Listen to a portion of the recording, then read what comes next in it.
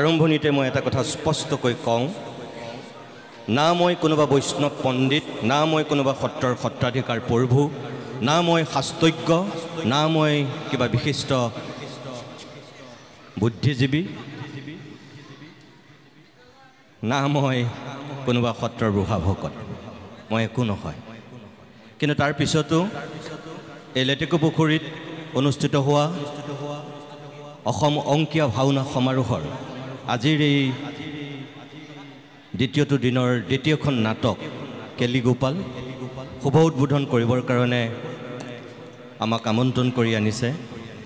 আৰু জনাৰ্দন দেৱগোস্বামী প্ৰভুৰ অনুৰোধ আৰু উদযাপন সমিতিৰ আদৰ আৰু সাদৰক নেওচিব নোৱাৰাৰ কাৰণে মই আপোনাৰ খবৰ মাজলৈ আহিছোঁ। না মোৰ সেই ধৰণৰ ব্যক্তিত্ব আছে, না মোৰ সেই ধৰণৰ জ্ঞান আছে, না মোৰ সেই যোগ্যতা আছে, না দক্ষতা আছে, না মোৰ প্ৰজ্ঞা আছে, একো নাই সেই দিশৰ পৰা। কাৰণ এনেকুৱা এখন সমাৰোহত অংকীয়া ভাওনা উদ্বোধন কৰিব পৰাকৈ মই ইমান ওখ নহয়, মোৰ ইমান জ্ঞান উচ্চ নহয়, মই তেনেই নিমিত্ত আৰু নগণ্য বুলি ভাবোঁ। তথাপিও মোৰ ওপৰত যি আস্থা আৰু বিশ্বাস ৰাখি প্ৰভু ঈশ্বৰে বা উদযাপন সমিতিয়ে এইখিনি মৰম যাচিছে, মই তাৰ কাৰণে তেখেতসকলৰ ওচৰত কৃতজ্ঞতাৰে মূৰ দুৱাইছোঁ। আৰু ইয়ালৈ আমন্ত্ৰণ কৰি আচলতে উদযাপন সমিতি ধন্য হোৱা নাই, মই ভাবোঁ যে আপোনালোকৰ মাজলৈ অহাৰ এই সুযোগটো দিয়াৰ কাৰণে মই নিজে নিতুমণি শইকীয়া ধন্য হৈছোঁ। তাৰ কাৰণে মই আপোনালোকৰ ওচৰত সেৱা যাচিছোঁ। এই লেটেকুপুখুৰী থানলৈ মই ইয়াৰ পূৰ্বে বহুতবাৰ আহিছোঁ, শৈশৱতে আহিছোঁ আৰু তাৰ পিছতো আহিছোঁ। কিন্তু সদায় মই বেলেগ এটা পৰিৱেশত আহোঁ। ইয়াত মই থানত সেৱা ল'বলৈ আহোঁ, শৰাই দিবলৈ আহোঁ, আৰু কেতিয়াবা মোৰ কোনোবা বন্ধুবৰ্গ যেতিয়া বাহিৰৰ পৰা আহিছে তেওঁলোকক মই দেখুৱাবলৈ আহোঁ। কিন্তু আজি মই সুকীয়া ৰূপত আহিছোঁ আপোনালোকৰ মাজলৈ। ইয়াত যিটো লক্ষ্য আৰু উদ্দেশ্যৰে 2015 চনৰ পৰা এই ভাওনা সমাৰোহখনৰ 5 বছৰৰ মূৰে মূৰে আয়োজন কৰিছে, মই উদযাপন সমিতিক এটা অনুৰোধ কৰিম, মোৰ এইটো এটা সামান্য আহ্বান। কোনো মই তেখেতসকলক পথ দেখুওৱাৰ ধৃষ্টতা দেখুৱাইছোঁ বুলি যাতে ভুলতো কোনেও নাভাবে। মোৰ অনুৰোধ এইটোৱেই যে অসমৰ বিভিন্ন প্ৰান্তত এতিয়া ভাওনা সমাৰোহ অনুষ্ঠিত হয়। বিশেষকৈ মধ্য অসমৰ পৰা যদি আমি উজনি অসমলৈ চাওঁ তেনেহ'লে দেখিম যে আমাৰ এই অঞ্চলটোত দুই ধৰণৰ ভাওনা সমাৰোহ বিগত বছৰবিলাকত অনুষ্ঠিত হৈছে। আৰু অতি সম্প্ৰতি শেহতীয়াকৈ এই ভাওনা সমাৰোহৰ এটা জোৱাৰ উঠিছে। নামনি অসমত এই ভাওনা সমাৰোহৰ কোনো অস্তিত্বই নাই। আপোনালোকে যিসকলে সংস্কৃতিৰ খবৰ ৰাখে, চৰ্চা কৰে, আপোনালোক সেই সন্দৰ্ভত জ্ঞাত। আমাৰ অসমখনৰ বৈচিত্ৰ্যৰ মাজত ঐক্য সেইটোৱেই যে আমাৰ সাংস্কৃতিকভাৱে কিছুমান উপাদান আছে যিবিলাক আমাৰ বিভিন্ন জেগাত বেলেগ ধৰণে উদযাপিত হয়। আজি বৰপেটা সত্ৰলৈ যদি যায়, এই মুহূৰ্তত অসমৰ কোনো সত্ৰত নেদেখা পৰিৱেশ এটা আপোনালোকে দেখিবলৈ পাব। তাত দৌল উৎসৱ 5 দিন ধৰি অনুষ্ঠিত হয়, তাৰ পৰিৱেশটো বেলেগ। আজি এই লেটেকুপুখুৰীত যি এই সময়ছোৱাত 5 বছৰৰ মূৰে মূৰে 15 চনৰ পৰা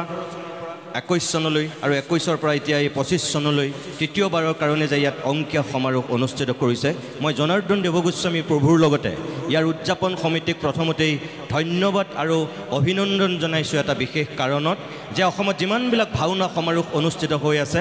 মই ভাবোঁ সেই ভাওনা সমাৰোহবিলাকৰ ভিতৰত লেটেকুপুখুৰীত অনুষ্ঠিত হোৱা এই ভাওনা সমাৰোহখন একক, অনন্য আৰু অদ্বিতীয়। এই কাৰণেই একক, অনন্য আৰু অদ্বিতীয় আৰু পৃথক বুলি মই অভিহিত কৰিছোঁ যে বাকীবিলাকত প্ৰতিযোগিতা হৈছে, ক'ৰবাত 18 দিন ধৰি হৈছে, ক'ৰবাত 1 সপ্তাহ ধৰি হৈছে, ক'ৰবাত 10 দিনীয়াকৈ হৈছে, ক'ৰবাত 5 দিনীয়াকৈ হৈছে, আৰু তাত প্ৰতিযোগিতা হৈছে। কিন্তু এই লেটেকুপুখুৰীত মহাপুৰুষ শংকৰদেৱৰ প্ৰিয় শিষ্য মহাপুৰুষ মাধৱদেৱৰ জন্মস্থানত আপোনালোকে যিভাগ ভাওনা সমাৰোহৰ আয়োজন কৰিছে, এই ভাওনা সমাৰোহ কোনো প্ৰতিযোগিতাৰ ধাম কমিয়াৰ কাৰণে ইয়াত অনুষ্ঠিত হোৱা নাই। আৰু দ্বিতীয়তে ইয়াত অংকীয়া শৈলীৰ ভাওনা সমাৰোহ অনুষ্ঠিত হৈছে। এইটোৱেই হৈছে মই ভাবোঁ আটাইতকৈ গুৰুত্বপূৰ্ণ দিশ। কাৰণ মাতৃভাষাৰ ভাওনাবিলাকে ক'ৰবাত প্ৰতিযোগিতাৰ নামত প্ৰতিযোগিতা পাতি আমাৰ যিটো নাট্য পৰম্পৰা, সেই নাট্য পৰম্পৰাক বিকৃত কৰিছে। মোৰ স্পষ্ট কথা, এনেকুৱা কিছু ভাৱৰীয়া ওলাইছে। বহু ভাওনা সমাৰোহত মই সেই কথাটো খোলাকৈ কৈছোঁ, কোনোবাই মোক ভাল পাইছে আৰু কোনোবাই বেয়া পাইছে। কোনোবাই দুৰ্যোধনৰ ভাও লৈছে, কোনোবাই দুঃশাসনৰ ভাও লৈছে, কোনোবাই ভীমৰ ভাও লৈছে। আৰু তেওঁ সেই ভাওনা সমাৰোহত মোচন ভাল হ'বৰ কাৰণে তেওঁলোকে ডিঙিলৈকে এসোপামান গিলি লৈছে ভাও দিয়াৰ আগত মহাপুৰুষজনাৰ সৃষ্টিক যদি কোনোবাই ধ্বংস কৰিছে কোনোবাই যদি কুঠাৰঘাত কৰিছে মই ভাবোঁ ভাওনা সংস্কৃতি ৰক্ষা কৰাৰ নামত সেইসকল দুষ্কৃতিকাৰীয়ে আমাৰ ভাওনা সংস্কৃতিক বৰবাদ কৰিছে মহাপুৰুষজনাই কেতিয়াও তেনেকৈ ভাওনা কৰিবৰ কাৰণে কোনো অভিনয় কৰিবৰ কাৰণে কোনো আমাৰ শিক্ষা দিয়া নাছিল কিন্তু এতিয়াৰ একাংশ সংস্কৃতিৰ ৰক্ষাকাৰী ব্যক্তিয়ে ভাওনাত ভাও দিবলৈ গৈ এই বেয়া কামটো কৰিছে আৰু মই ভাবোঁ যে সেইবিলাক ভাৱৰীয়াতকৈ সেইবিলাক ভাওনা সমাৰোহতকৈ লেটেকুপুখুৰীত অনুষ্ঠিত হোৱা এই ভাওনাখন 100 যোজন দূৰত আৰু ইয়াত তেনেকুৱা কোনো অপসংস্কৃতিৰ কুলাংগাৰৰ ইয়াত কোনো স্থান নাই যি নিজৰ ধৰ্মীয় চেতনাক সঁচা অন্তৰেৰে ভাল পায় মহাপুৰুষজনাৰ অনবদ্য সৃষ্টিক যি সংৰক্ষণ কৰিব বিচাৰে সুৰক্ষিত কৰিব বিচাৰে আৰু যি নিজে আনৰ মাজত বিলাব বিচাৰে নতুন প্ৰজন্মটোৰ মাজত সঁচা সংস্কৃতিৰ বীজটো সিঁচি দিব বিচাৰে মহাপুৰুষজনাৰ যি ছখনকৈ অংকীয়া নাট আমি জানো যে প্ৰথমগৰাকী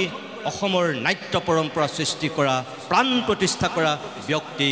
এই কেলিগোপালেই কওক পত্নীপ্ৰসাদেই কওক ৰাম বিজয়কে কওক পাৰিজাত হৰণকেই কওক ৰুক্মিণী হৰণকেই কওক বা কালীয় দমনকেই কওক যিকেইখন অংকীয়া নাট এই ছখন অংকীয়া নাট তেখেতে আমাক দিছিল সেই নাটকৰ আৰ্হিতেই কিন্তু পৰৱৰ্তী সময়ত আধুনিক নাটকৰ সৃষ্টি হৈছিল গুণাভিৰাম বৰুৱাই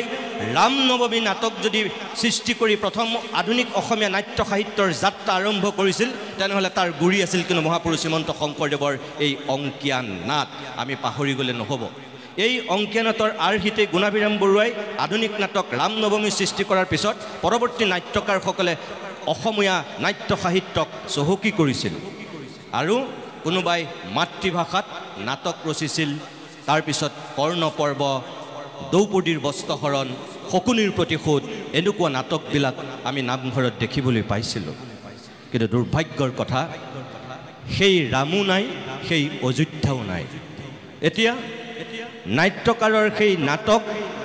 অভিনেতাৰ সেই অভিনয় আগৰ ভাওনা হৈ থকা নাই মই আকৌ কৈছোঁ মই কোনো সংস্কৃতিৰ সাধকো নহয় মই কোনো বিচাৰকো নহয় মই তেনেকুৱা পণ্ডিতো নহয় কিন্তু মোৰ সামান্য সাংবাদিকতাৰ অভিজ্ঞতাৰে মই যিখিনি দেখিছোঁ মই বুজিছোঁ মই আপোনালোকৰ আগত সেইখিনিহে কৈছোঁ আমি যদি পৃথিৱীৰ বুকুত সঁচা অৰ্থত অসমীয়া জাতি হিচাপে জীয়াই থাকিব লাগে তেতিয়াহ'লে মই অন্তৰৰ পৰা বিশ্বাস কৰোঁ যে আমাৰ তিনিটা উপাদান আমি একদম হিন্দেৰি নোহোৱাকৈ আমি ধৰি ৰাখিব জানিব লাগিব আমি সুৰক্ষিত কৰিব পাৰিব লাগিব আৰু সেই তিনিটা উপাদানেই মহাপুৰুষে দি যোৱা উপাদান এক ভাষা দুই নিজৰ কৃষ্টি আৰু সংস্কৃতি আৰু তিনি সাহিত্য এই অংকীয়া নাটত সেয়াই আছে তেতিয়া ব্ৰজাৱলী ভাষা ব্যৱহাৰ কৰিছিল মৈথিলী ভাষা আৰু মৈথিলী ভাষা মহাপুৰুষে ক'ৰ পৰা লৈছিল এই যে তেওঁ ভাৰত ভ্ৰমণ কৰিছিল দুবাৰকৈ তাৰপিছত যিবিলাক তেখেতৰ অভিজ্ঞতা হৈছিল ভাগৱত পুৰাণ তেওঁ পঢ়ি যিখিনি জ্ঞান অৰ্জন কৰিছিল তাত তেওঁ অংকীয়া নাটত তাৰ প্ৰভাৱ পৰিছে তেওঁ ক'ৰবাৰ পৰা অলপ কিবা কিবি কোঁহ লৈছে কিন্তু যিকেইখন অংকীয়া নাট তেখেতে সৃষ্টি কৰিছে তাত তেওঁ সম্পূৰ্ণৰূপে মৌলিকত্ব দিছে ৰুক্মিণী হৰণ নাটকখনৰ কথা যদি মই আপোনালোকক কওঁ তেনেহ'লে দেখিব যে তাত বেদনিধিৰ যিটো চৰিত্ৰ শংকৰদেৱে অংকন কৰিছে বেদনিধিৰ চৰিত্ৰটো কিন্তু সেই সময়ৰ মহাপুৰুষ শংকৰদেৱৰ সমসাময়িক সমাজখনৰ এটা প্ৰতিফলন ঘটা চৰিত্ৰ আজিৰ নতুন চামে গম নাপায় এওঁলোকৰ দিনত মোবাইল এওঁলোকে চিঠি পত্ৰৰ যুগৰ কথা নাজানে এওঁলোকে হোৱাটছআপ কৰে টুইটাৰ কৰে ইনষ্টাগ্ৰাম কৰে ফেচবুক কৰে গতিকে এওঁলোকে চিঠিৰ কথা নাজানে কিন্তু আমাৰ প্ৰজন্মটোলৈকে আমি চিঠিৰ কথা গম পাইছিলোঁ আৰু সেই চিঠি মাদকতাটো অসমীয়া মানুহে প্ৰথম ক'ত পাইছিল শংকৰদেৱৰ ৰুক্মিণী হৰণ নাটকত বেদনিধিৰ চৰিত্ৰটো কাৰণ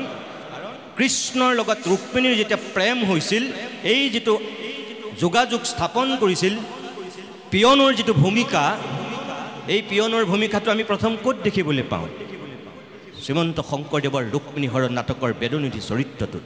এক প্ৰকাৰ বেদনিধিত পিয়ন অংকীয়া নাটক ৰুক্মিণী হৰণত সেই সময়ত সমাজখনৰ যিবিলাক চৰিত্ৰ এতিয়াও আমাৰ সমাজখনৰ যিবিলাক চৰিত্ৰ সামঞ্জস্য আছে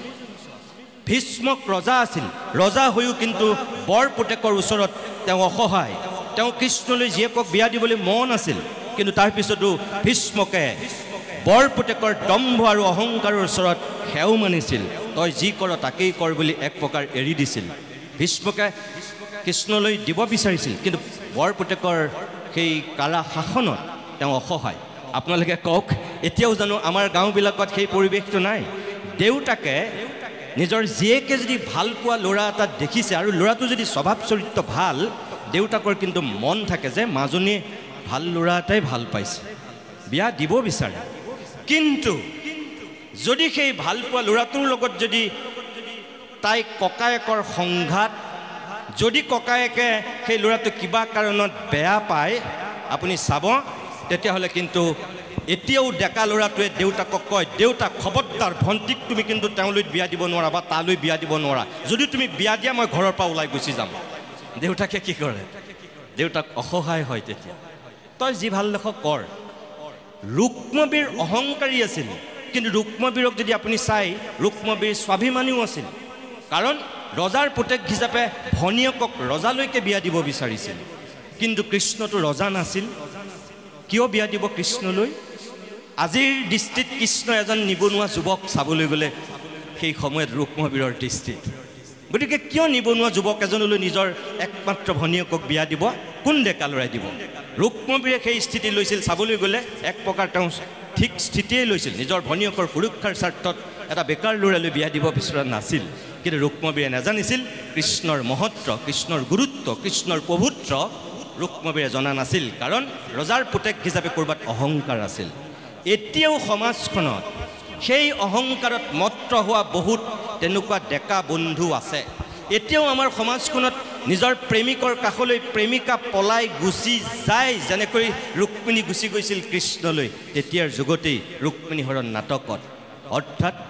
আমাক কি শিকাই থৈ গৈছে মহাপুৰুষজনাই সত্যৰ জয় অসত্যৰ পৰাজয় ধৰ্মৰ জয় অধৰ্মৰ পৰাজয় সংস্কৃতিৰ জয় অপসংস্কৃতিৰ পৰাজয় সততাৰ জয় অসতৰ পৰাজয় আপুনি যদি চাই অংকীয়া নাটতো সেয়াই শিকাইছিল মনুষ্যত্ব শিকাইছিল মানৱীয়তা শিকাইছিল প্ৰমূল্যবোধ শিকাইছিল আৰু আমাৰ যিটো আচল গুণ মানুহক মানুহ হৈ থকাৰ ভাওনাই আমাক সেয়াই শিকাইছিল আৰু সেইখিনিকে লৈ পৰৱৰ্তী সময়ত আন এটা নাট্য সাহিত্য আৰম্ভ হৈছে মোৰ বিশ্বাস আপোনালোকে ইয়াত আজি যি অংকীয়া ভাওনা সমাৰোহৰ আয়োজন কৰিছে ইয়াৰ কেইবাটাও দিশ আছে এক আমাৰ যিটো মহাপুৰুষৰ অনবদ্য সৃষ্টি এইখিনি সঁচা অৰ্থত ধৰি ৰাখিব বিচাৰিছে যিটো পৃথিৱীৰ ক'তো নাই শংকৰদেৱতকৈ 150 বছৰৰ পিছত জন্ম হোৱা শেক্সপিয়াৰ বিশ্বৰ নাট্য সাহিত্যৰ জনক হৈ গ'ল কিন্তু আপোনালোকে দেখিছে নেকি শংকৰদেৱৰ যি সৃষ্টি অংকীয়া নাট পৃথিৱীৰ ক'ৰবাত কেতিয়াও নাই দেখা নাই এয়া কি এয়া অকল আমাৰ সম্পদ অসমীয়াৰ সম্পদ ইয়াত সেই সম্পদটোৰ সংৰক্ষণ কৰিছে সংবৰ্ধন কৰিছে ধৰি ৰাখিবলৈ চেষ্টা কৰিছে লেটেকুপুখুৰী অঞ্চলৰ যিমানবিলাক জনসাধাৰণ এই অনুষ্ঠানটোৰ লগত জড়িত হৈছে মই আপোনালোকৰ সদৌতিকে সেৱা জনাইছোঁ যে মহাপুৰুষজনৰ সৃষ্টিৰাজিক যদি কোনোবাই সঁচা অৰ্থত ধৰি ৰাখিব বিচাৰিছে বিলাব বিচাৰিছে আৰু নতুন প্ৰজন্মটোক শিকাব বিচাৰিছে তেনেহ'লে লেটেকুপুখুৰীয়ে এক আদৰ্শ দাঙি ধৰিছে চেলুট আপোনালোক ধন্যবাদ আপোনালোক জিন্দাবাদ আপোনালোক মই ভাবোঁ যে আপোনালোকে যিটো পথ দেখুৱাইছে এই পথটো অসমৰ বিভিন্ন প্ৰান্তলৈ সিঁচৰিত হওক সকলোৱে ইয়াক অনুকৰণ কৰক আজি বাৰেচহৰীয়া ভাওনাৰ কথা আমি জানো আজি মৰিগাঁৱত অনুষ্ঠিত হোৱা আমি কমিটি ভাওনাৰ কথা জানো এনেকৈ অসমৰ বিভিন্ন প্ৰান্তত অনুষ্ঠিত হোৱা কিছুমান ভাওনা সমাৰোহৰ কথা মই জানো আজি 3টা বছৰত মানে 15 বছৰ হৈছে এইটো তৃতীয়বাৰৰ কাৰণে চাগে অনুষ্ঠিত হৈছে মই যিমান দূৰ গম পাওঁ মই আশা কৰিম যে এই তৃতীয় বছৰত ভৰি দিয়া লেটেকুপুখুৰীৰ এই ভাওনা সমাৰোহখন এদিন অসমৰ ভিতৰতে একক অনন্য অদ্বিতীয় ৰূপত আৰু বেছি উজ্বলি উঠক উদ্ভাসিত হওক সেই পৰ্যায়লৈ গুচি যাওক বাৰেচহৰীয়া ভাওনাক যেনেকৈ আজি অসমৰ মানুহে জানিছে কমিটি ভাওনাক যেনেকৈ আজি অসমৰ মানুহে জানিছে বৰপেটাৰ দৌল উৎসৱক যেনেকৈ অসমৰ মানুহে জানিছে আউনীআটী সত্ৰত অনুষ্ঠিত হোৱা ভাওনা সমাৰোহক লাহে লাহে যেনেকৈ অসমৰ মানুহে জানিছে উত্তৰ কমলাবাৰী সত্ৰত অনুষ্ঠিত হোৱা ৰাস যেনেকৈ একক অনন্য ৰূপত এতিয়াও অংকীয়া শৈলীত উদ্ভাসিত হৈ আছে তেনেকৈ এই লেটেকুপুখুৰীত অনুষ্ঠিত হোৱা এই অংকীয়া ভাওনা সমাৰোহখন মই ভাবোঁ অসমৰ সমাজ জীৱনত সাংস্কৃতিক ক্ষেত্ৰখনত অন্যতম এক মাইলৰ খুঁটি হওক আগন্তুক দিনত ইয়াৰ প্ৰভাৱ পৰক, ইয়াৰ দিগন্ত প্ৰসাৰী সকলোকে সন্মোহিত কৰিব পৰাকৈ এই অংকীয়া শৈলীয়ে মানুহৰ মন মগজু আন্দোলিত কৰক, আহ্লাদিত কৰক আৰু নতুন প্ৰজন্মৰ মাজত মহাপুৰুষজনাৰ অনবদ্য সৃষ্টি আছিল কি পৰ্যায়ত তেখেতে এইখিনি আমাক অৱদান দি থৈ গৈছে সেয়া তেওঁলোকে শিকক। আৰু যেতিয়াই তেওঁলোকে শিকিব, এইখিনি যেতিয়াই ধৰি ৰাখিব, তেতিয়াই মই ভাবোঁ যে আমাৰ সংস্কৃতি সুৰক্ষিত, আমাৰ ভাষা সুৰক্ষিত, আমাৰ সাহিত্য সুৰক্ষিত। পুনৰবাৰ মই উত্তৰ কমলাবাৰী সত্ৰৰ প্ৰভু ঈশ্বৰৰ পৰা আৰম্ভ কৰি আজি কলা কুশলীসকলে যি কেলিগোপাল নাট ইয়াত প্ৰদৰ্শন কৰিব, মই তেওঁলোকক অভিনন্দন জনাইছোঁ। গায়ন বায়ন প্ৰদৰ্শন কৰিবলগীয়া প্ৰত্যেকগৰাকী শিল্পী মই শুভেচ্ছা জনাইছোঁ। আৰু আপোনালোক দৰ্শকসকলে যি সঁহাৰি দিছে উদযাপন সমিতিক, উদ্যোক্তাসকলক যি সাহস দিছে এই অনুষ্ঠানভাগী সুকলমে অনুষ্ঠিত কৰাৰ ক্ষেত্ৰত, ইয়াৰ সফলতাৰ ক্ষেত্ৰত, সাফল্যমণ্ডিত কৰাৰ ক্ষেত্ৰত আপোনালোক সদৌতিৰে মই পুনৰবাৰ শলাগ লৈ আনুষ্ঠানিকভাৱে আজিৰ এই কেলিগোপাল নাটখনি উদ্বোধন কৰা বুলি ঘোষণা কৰি মই মোৰ বক্তব্যৰ ইমানতেই সামৰণি মাৰিছোঁ। নমস্কাৰ।